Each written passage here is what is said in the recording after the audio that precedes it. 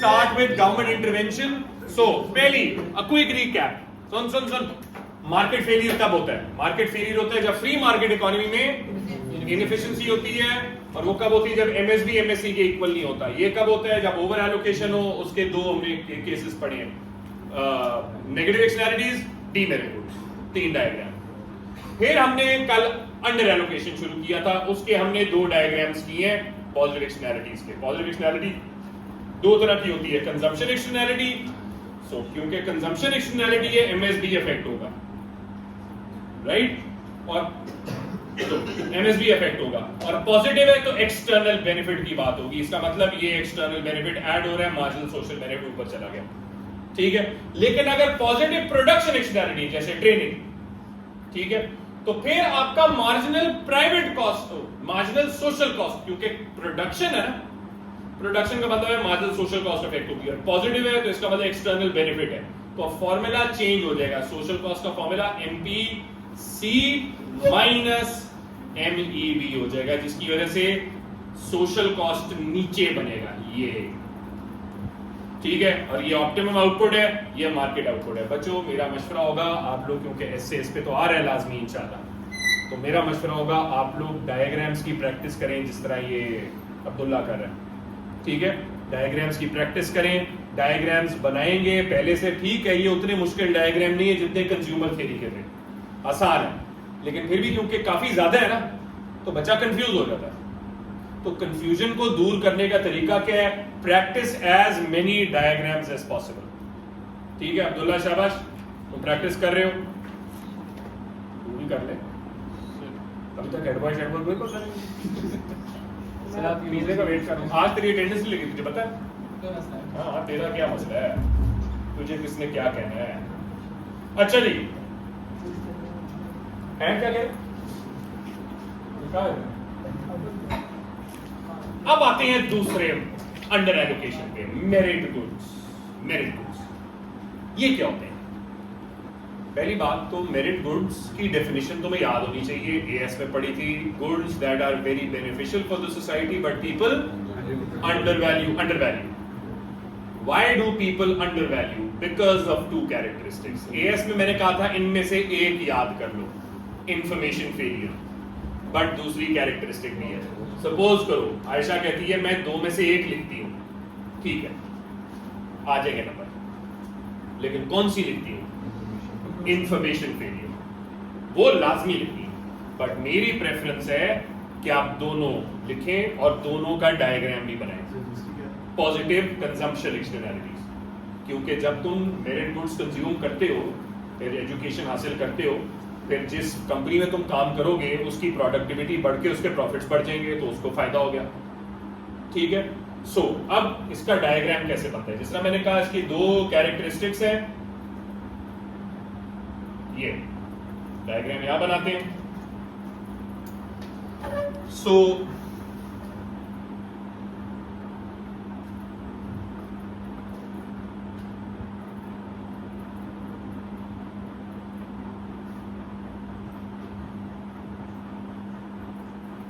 अच्छा जी, पहला स्टेप है एक्सेस बनाए, लेबल कर दें. लेबल हमने कर दिया पहले से. फिर अगला स्टेप क्या है? Marginal social benefit, marginal social cost, marginal social benefit, sorry, marginal social benefit social cost से पहले तो प्राइवेट बेनिफिट प्राइवेट कॉस्ट बनाना है ना. So marginal private benefit equal to demand, marginal private cost equal to supply. और ये output कौन सा है? मार्केट आउटपुट, ठीक है जी. इसको लेबल कर दिया मार्केट आउटपुट, राइट. अच्छा, हम डायग्राम बना रहे हैं, छोटी सी हेडिंग लिख दें ताकि आपको याद रहे. हम डायग्राम बना रहे हैं मेरिट गुड्स का. मेरिट गुड्स में 2 प्रॉपर्टीज हैं. Number 1 information failure. Information failure में क्या होता है? एक्चुअल बेनिफिट परसीव बेनिफिट से ज्यादा है, परसीव बेनिफिट से ज्यादा है.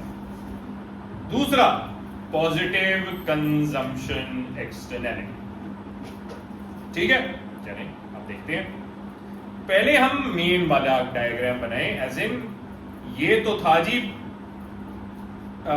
इंफॉर्मेशन फेलियर वाला. ये प्राइवेट बेनिफिट है इंफॉर्मेशन फेलियर वाला।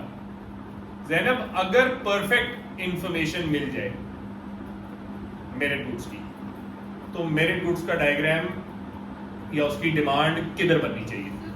ऊपर। जबरदस्त, ये बना दिया जी हमने। इसको एमपीवी प्राइम कह देते हैं, इक्वल टू डिमांड प्राइम, और यहां ब्रैकेट में लिख देते हैं परफेक्ट। अटेंडेंस होगी है? होगी यार, ये सही तो बड़ी अच्छी है मायरा की। मायरा खुद डर के बैठी है कि आजकल सर की जो तोहफे है ना वो हमारी तरफ है, वो ना ही बोले तो बेहतर है। मायरा की सहेली नहीं गई? डर तो नहीं की मेरे से? आपसे किधर डरेगी, वो तो बड़ों बड़ों को देख चुकी है, आप तो छोटे से। चलिए मायरा और इब्राहिम, कल तेरे भाई से मिला हूं, बहुत सारी शिकायतें लगाई हैं तेरी।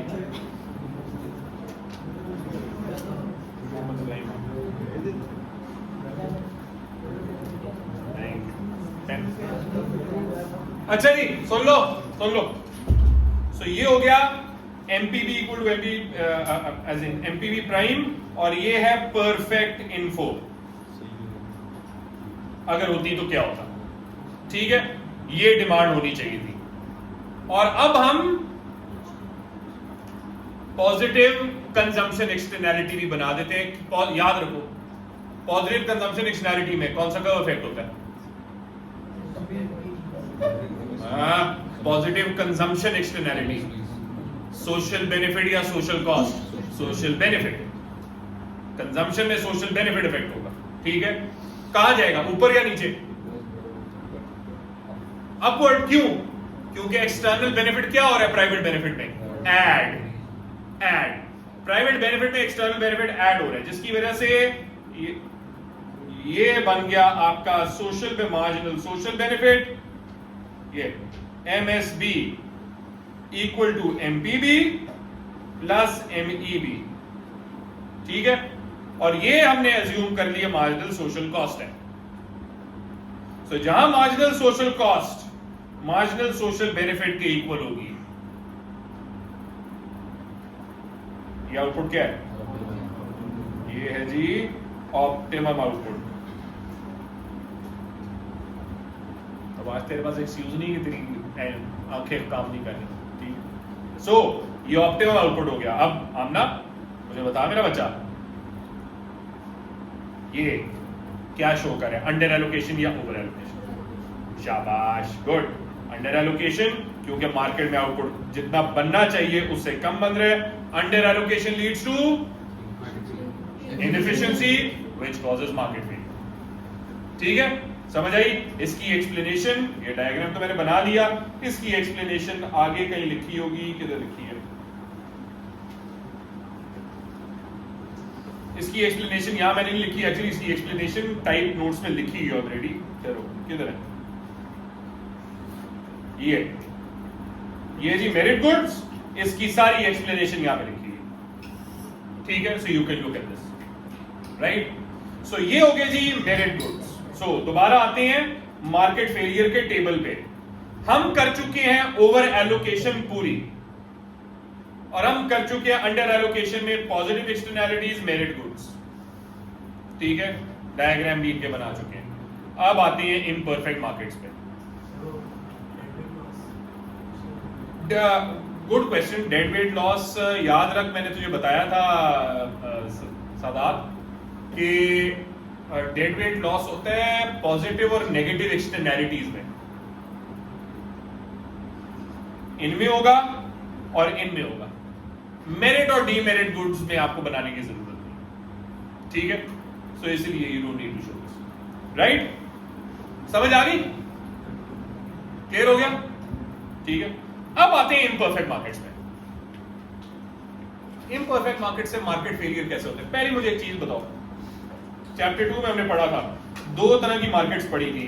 एक्चुअली दो तरह की नहीं, 4 तरह की मार्केट। चैप्टर 3 के अंदर हमने 4 तरह की मार्केट्स पढ़ी थी। कौन कौन सी? सादात, यार बार बार तुझे मैं सलार कहता था, उसको प्लीज मुझे उसको माफी मेरे से। तूने मुझे उससे अपॉलोजाइज किया था कर दिए, थैंक यू, बहुत अच्छा आदमी है, तेरी तरह नहीं हो। हाँ अब बता, थर्ड चैप्टर में चारों मार्केट स्ट्रक्चर्स।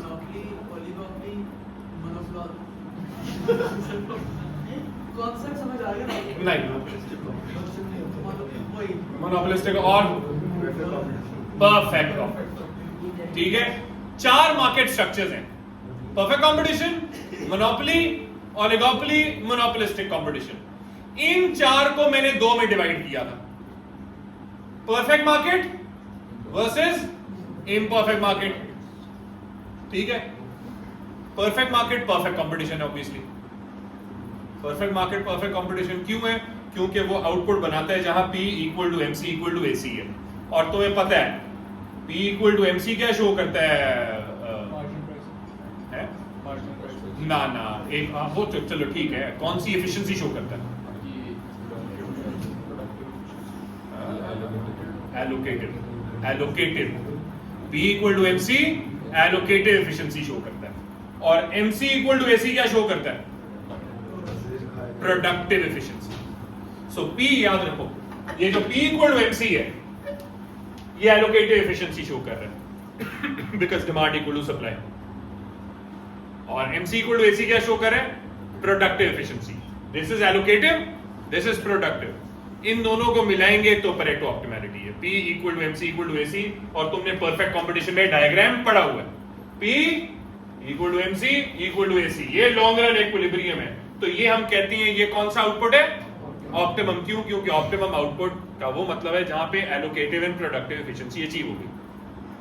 ठीक है, assuming there are no externalities, पहले assuming there are no externalities. ठीक है, इम्परफेक्ट मार्केट अगर देखें, इधर देखो गौर से, इस पे एमसीक्यूज में आते हैं सवाल। इम्परफेक्ट मार्केट में देखो, अगर डिमांड डाउनवर्ड स्लोपिंग होती है, हमारा उससे भी ज्यादा downward sloping MCA. Imperfect market में आउटपुट कहां बनता है? जहां MR is equal to MC, ये MR is equal to MC, ये इम्परफेक्ट मार्केट का आउटपुट है, इसको मैंने क्यू मार्केट कह दिया। और ऑप्टिमम आउटपुट कहां होता है? जहां P equal to MC equal to AC हो। ठीक है, AC तो मैंने यहां नहीं बनाया हुआ, लेकिन P इक्वल टू MC तो नजर आ रहा है ना तुम्हें, कहां पे अब्दुल्ला है?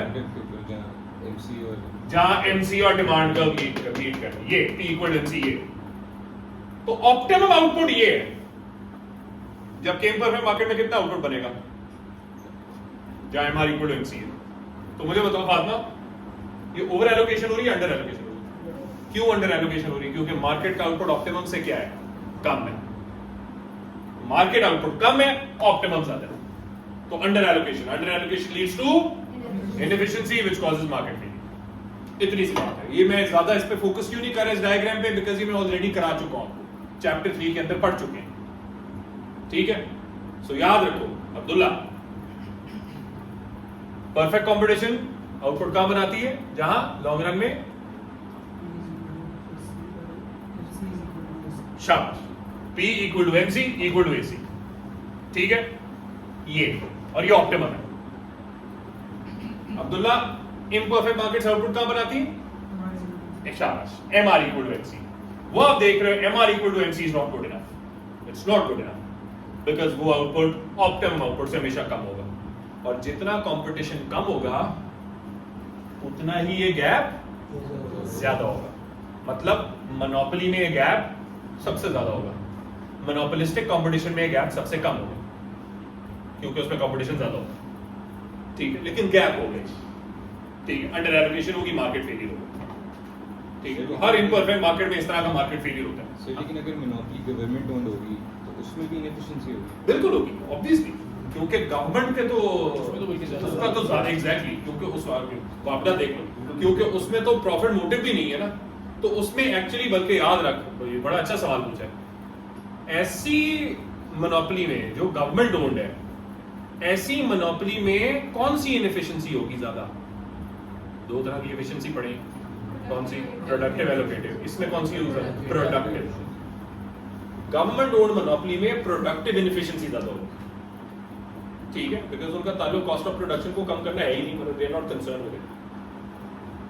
समझ आई?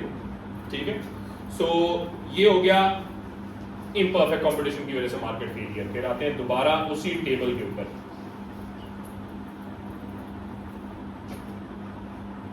ये ओवर एलोकेशन कर लिए।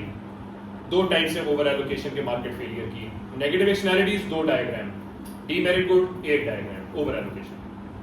फिर under allocation done, positive externalities 2 diagram, merit goods 1 diagram, imperfect markets 1 diagram. ठीक है, अब आते हैं तीसरे टाइप के मार्केट फेलियर पे, उसको क्या कहते हैं? Missing markets. मिसिंग मार्केट्स कौन सी होती हैं? वो मार्केट्स जहां पे प्रोडक्शन हो ही ना। फ्री मार्केट इकोनॉमी में कौन से गुड की प्रोडक्शन होती नहीं है? Public good. सवाल क्यों? ठीक है, फ्री राइडर प्रॉब्लम क्यों? Non excludability and non rider. दो, ये पूरी एक्सप्लेन डायग्राम नहीं है पब्लिक गुड्स का, तो अगर पब्लिक गुड्स के ऊपर कभी सवाल आया, नहीं आता आमतौर पे, लेकिन अगर आ गया कभी, तो आपने ये नहीं बस बता देना कि जी पब्लिक गुड्स बनते नहीं है क्योंकि फ्री राइडर प्रॉब्लम है। वो फ्री राइडर प्रॉब्लम क्यों है, दोनों की जो दोनों कैरेक्टरिस्टिक्स हैं उनको अच्छे से एक्सप्लेन करना।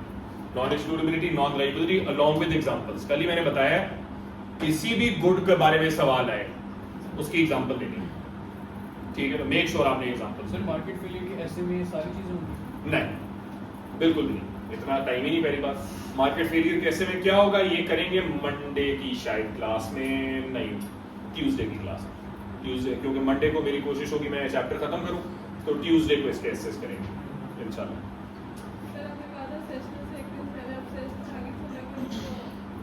तो अब तो काम आसान हो गया ना आपके। क्या ऐसे ऐसे तो इंशाल्लाह ट्यूसडे को मेरी कोशिश है करा दूं, ट्यूसडे नहीं तो वेडनेसडे, ठीक है? अब मैं, मेरे ऊपर इतना बोझ नहीं है ना, तो अच्छा हो गया तुम लोगों का थोड़ा सा आगे हो गया, क्योंकि तुम लोग बाकी जो स्कूल्स हैं उनसे थोड़ा पीछे थे, क्योंकि तुम लोगों का स्कूल ज़्यादा लेट खोला था। तो लेकिन अब वो इतना मेरे पे प्रेशर नहीं है, तो मैं आराम से तुम लोगों को थोड़ा टाइम लेके भी कर सकता। ठीक है, समझ आ गई? मार्केट फेलियर 3 वजूहात की वजह से होता है, अंडर, ओवर, मिसिंग मार्केट्स। ये तीनों कर चुके हैं, कोई इसका डायग्राम नहीं पब्लिक गुड्स का, तो ये सुकून है। लेकिन उनकी 2 कैरेक्टरिस्टिक्स और फ्री राइडर प्रॉब्लम ये आना चाहिए। ठीक है इब्राहिम, कौन सी ख्वाबों में है बैठा? तो ऐसे जैसे बस है। कौन है? ओह तू है। पता है तेरे, मैं पता है एक चीज नोटिस की है, A1 के बच्चे मुझे बहुत ज़्यादा लगते हैं, A2 के बच्चे मुझे पसंद आना शुरू हो जाते हैं, उसके बाद अंडरस्टैंडिंग हो जाती है, तुम हो भी मिचोर जाते हो। लेकिन एक ऐसा बच्चा है जो मुझे A2 में और नफरत हो गई है उससे।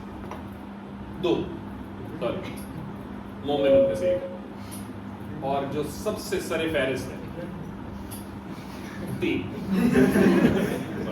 लेकिन वो आज आया नहीं है ना। ये तो इनके तो नफरत होती है ना उन लोगों से जिनके लिए कोई लगाव हो या कुछ इस तरह का हो, तो तुम लोग फिर भी अच्छी डिक्शनरी है। ये 3 का तो लगाव ही कोई नहीं है, मैं सच बताऊं, ये क्लास में कभी आते नहीं, इनका मुझे पता है रिजल्ट क्या आना है, ये दिल से मेरे उठ गए हैं फारिग। समझ गए? समझो, इसी में तुम्हारी जरा थोड़ी सी नसीहत है, बिस्ती में भी नसीहत समझा करो। ठीक है,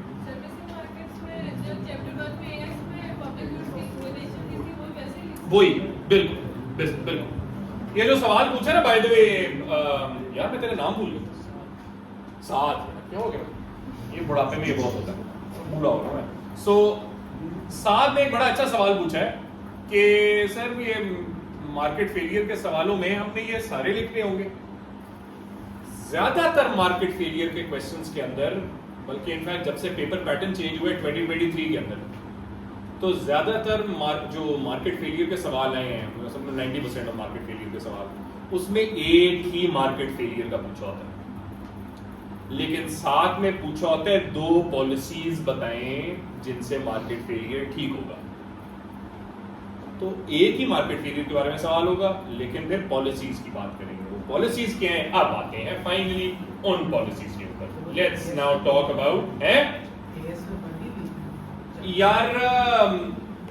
चलो बुरा तुमने सवाल नहीं पूछा, वरना इस पे भी मस्ती करने लगा, लेकिन नहीं एएस में हमने चैप्टर 4 में एएस के हमने पढ़ा है, लेकिन समझो उसको थोड़ा सा रिकैप करना है, मे भी थोड़ी डिटेल ज्यादा पढ़नी। ठीक है, लेकिन यू राइट, इनमें से ऑलमोस्ट जो आई थिंक मैंने यहाँ टेबल बनाया हुआ है इसका, ये गवर्नमेंट पॉलिसीज हम 9 पढ़ेंगे, एक्चुअली 10 पढ़ेंगे, 10वीं भी है, मिनिमम प्राइस, ठीक है, 10 पॉलिसीज पढ़ेंगे जिससे मार्केट फेलियर ठीक होता है। इन 10 में से पहली, तीसरी, चौथी, 6th एंड 10th, 1 2 3 4 5, कोटास भी कुछ किसी हद तक, लेकिन कम से कम ये 5 तो हमने एएस में अच्छे से किए, ठीक है। और तुम कहोगे सर आपने इनके 4 के तो सेपरेट टेबल बनाए हैं, इनके आपने लिस्ट बना दी है, वो इसीलिए याद रखें there are 10 main government policies जो हम इस चैप्टर में पढ़ेंगे, आनी सारी चाहिए एमसीक्यूज के लिए, क्योंकि एमसीक्यूज में कई दफा सवाल प्रॉपर्टी राइट्स के आते हैं, कई दफा सवाल इवन ये पोल्यूशन परमिट्स के आते हैं, ठीक है। तो मिनिमम प्राइस के, लेकिन मिनिमम प्राइस ज्यादा एएस में ही आता है, राइट। लेकिन जो मेन 4 है ना, जिनके बारे में डिटेल्स आनी चाहिए, including their pros and cons and including their diagrams, वो ये 4 है, ये एस्से के लिए 4 है, इन पे टाइम सबसे ज्यादा गुजरेगा, ये जल्दी हो जाएंगे, क्योंकि इनके एक तो डायग्राम नहीं, दूसरा इनका एक फायदा एक नुकसान करेंगे। आपने एस्से के लिए कोई भी मार्केट फेलियर का सवाल है ना, अब सुनो, गौर से सुनो, कौन कौन से मार्केट फेलियर पढ़े?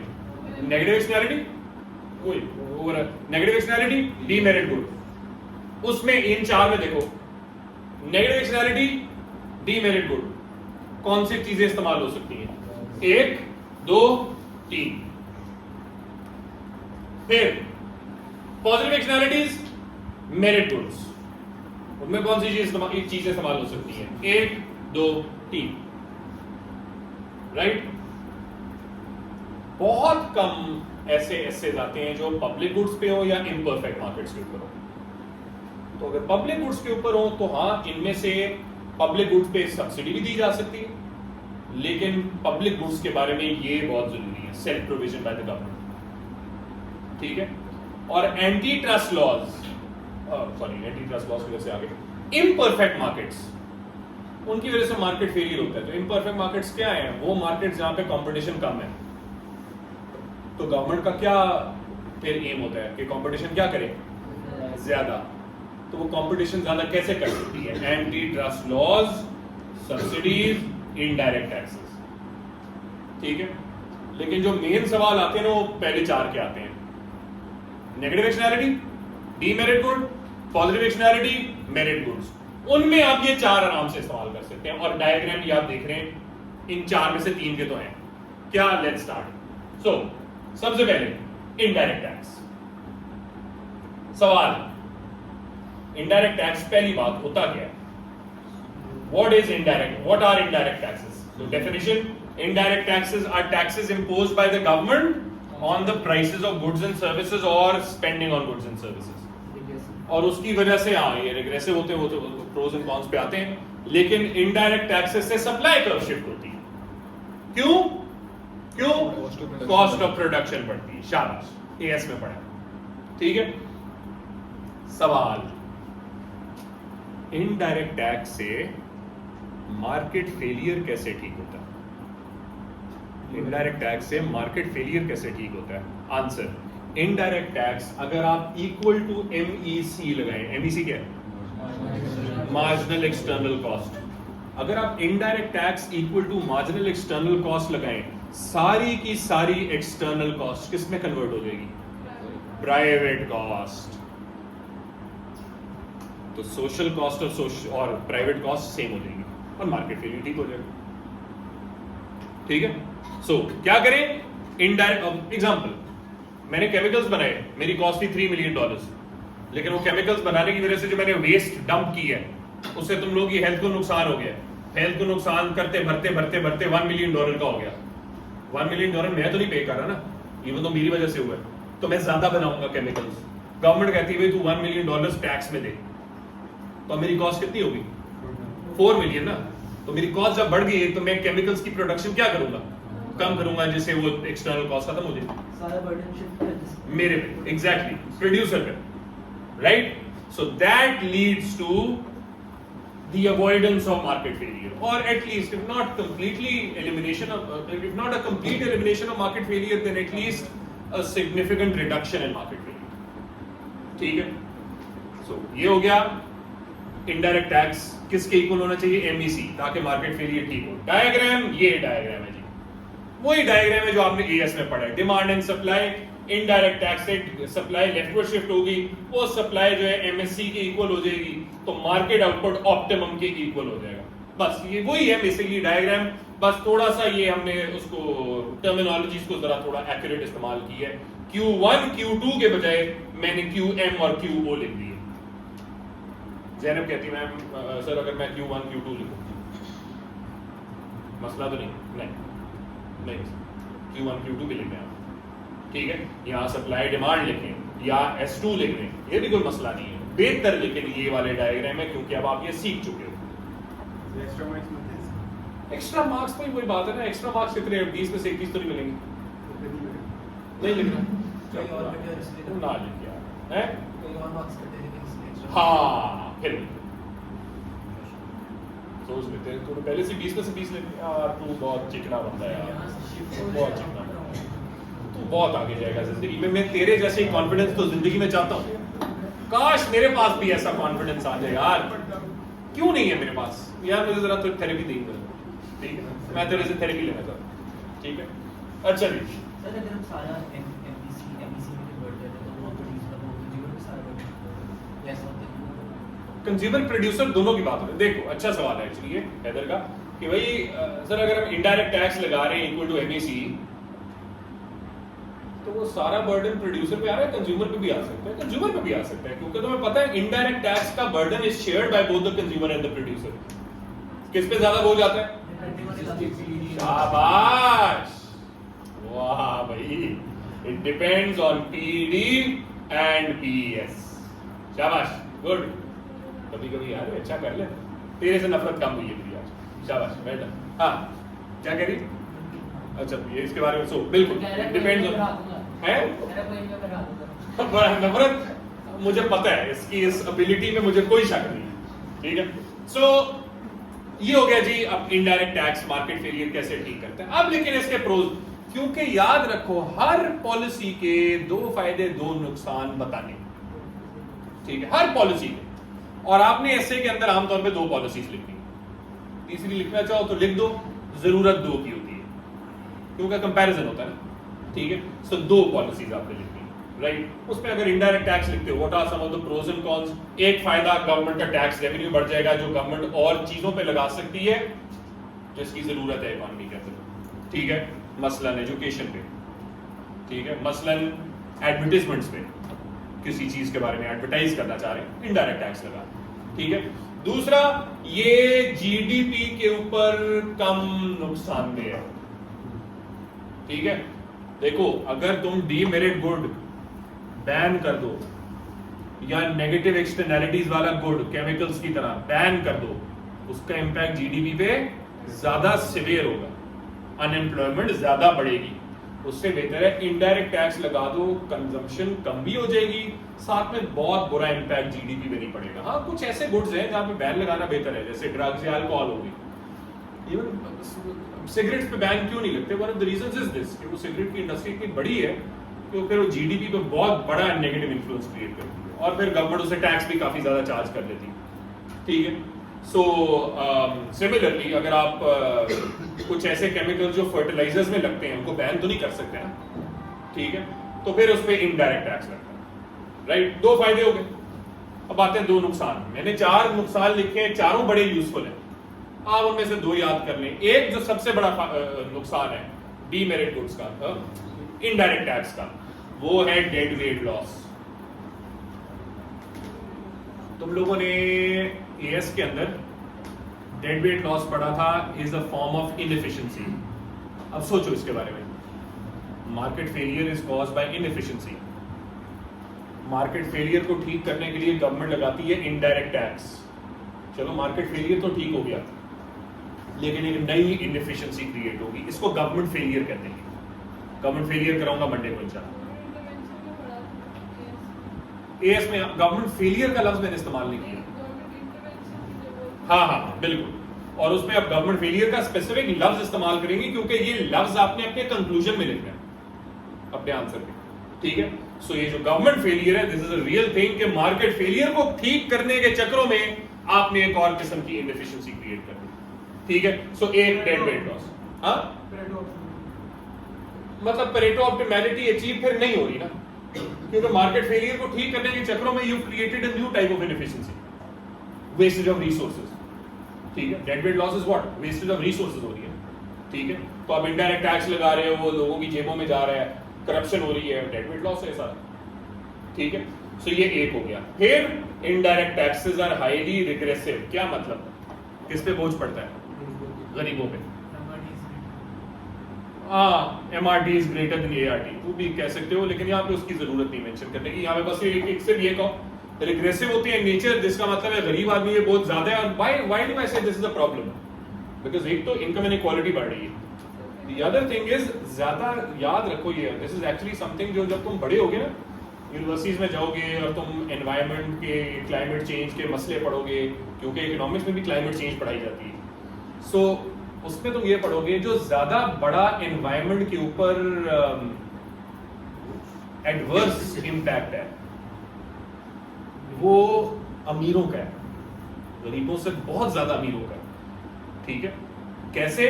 खास तौर पे जो बिलियनर्स हैं, जिनके अपने प्राइवेट जेट्स हैं।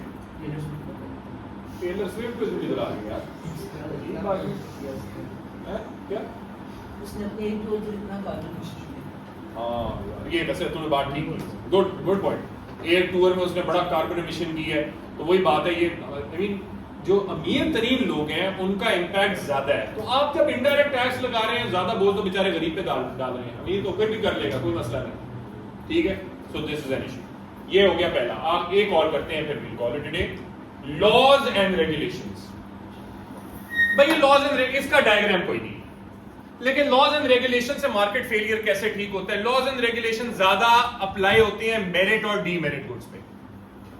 लॉज एंड रेगुलेशंस का ज्यादा ताल्लुक बैन्स और कंपल्शन से है। बैन क्या करते हैं आप? Demerit good. कंपल्सरी क्या करते हैं? मेरिट गुड, ठीक है। तो ये जो बैन आपने लगा दिया डीमेरिट गुड पे, इससे फायदा क्या हो गया?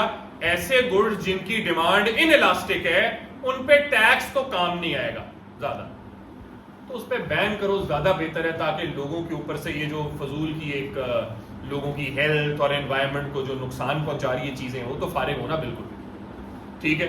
सो एक मैंने लिखा हो यहाँ पे कि more effective when demand is inelastic and it is fairer then taxes. मतलब क्या मतलब है? सब पे इक्वल है ना, मतलब भाई बैन है तो सिर्फ गरीब को तो इफेक्ट नहीं कर रहा, अमीर को भी कर रहा है। अब तुम कैसे तो ब्लैक मार्केट होगी, वो डिसएडवांटेज में आएगा, बट कम से कम फायदा तो है ना, फेयर है। ब्लैक मार्केट भी इक्वालिटी तो होगी उसमें नहीं, क्योंकि ब्लैक मार्केट में प्रोडक्ट बहुत महंगा बिकता है ना, तो अमीर लोग अफोर्ड कर सकते हैं, ठीक है। सो ये हो गए दो फायदे। एक मैंने ऊपर भी लिखा हुआ है कि it is simple and easier for bans and compulsions to be administered.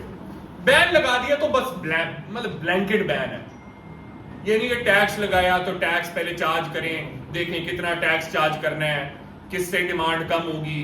Ban है तो बैन है पूरा, कंपल्शन है तो कंपल्शन है, उस पर सब्सिडी की टेंशन नहीं होगी, ठीक है। 3 फायदे में से 2 कोई लिख दो आप एक्सप्लेन करने। डिसएडवांटेजेस में एक डिसएडवांटेज है जीडीपी पे बहुत बुरा इंफ्लुएंस है, ठीक है, जीडीपी बहुत नेगेटिवली इंपैक्ट होता है, राइट। दूसरा problem black markets, underground economy. Ban करेंगे तो आपकी जो अंडरग्राउंड इकोनॉमी है वो फ्लरिश करेगी and that obviously leads to again inequalities and that leads to जो अमीर लोग हैं वो ऑब्वियसली वो जो ब्लैक मार्केट में जब बहुत ज्यादा महंगी चीजें ड्रग्स बिकेंगे, अमीर लोग खरीद लेंगे और अमीर लोग ज्यादा खरीदते हैं, गरीब लोगों के पास नहीं होगा लेकिन अमीर लोग डेफिनेटली खरीदेंगे। तो बैन्स को तो समझ आते हैं, कंपल्सरी कैसे? How do you make something compulsory? हो सकता है जैसे अगर 16 years of education is the minimum requirement for people in America, for students in America to acquire 16 years of education. अगर आप नहीं वो education acquire करते तो your parents can be sent to jail.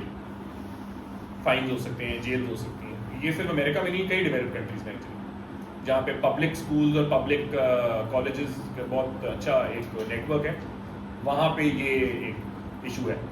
Issue नहीं, अच्छी चीज़ है एक्चुअली, राइट. पाकिस्तानी गवर्नमेंट ने बाय द वे इसको कंपल्सरी नहीं किया, और पाकिस्तानी गवर्नमेंट ने कॉन्स्टिट्यूशन में लिखा हुआ है कि हम मतलब we will provide 16 years of education to everyone. पर वो कंपलसरी नहीं है, मतलब ये नहीं कि अगर कोई बंदा नहीं करता तो उस पर ये होगा, ये सजा होगी. तो कंपलसरी तो डेफिनेटली दुनिया में कई कंट्रीज में कंपल्शन है. समझ आ गई? बड़ी नींद आ रही. अहमद कब ठीक हो रहा है? नंबर कब ठीक आ रहे हैं तेरे? पता है मुझे सबसे ज्यादा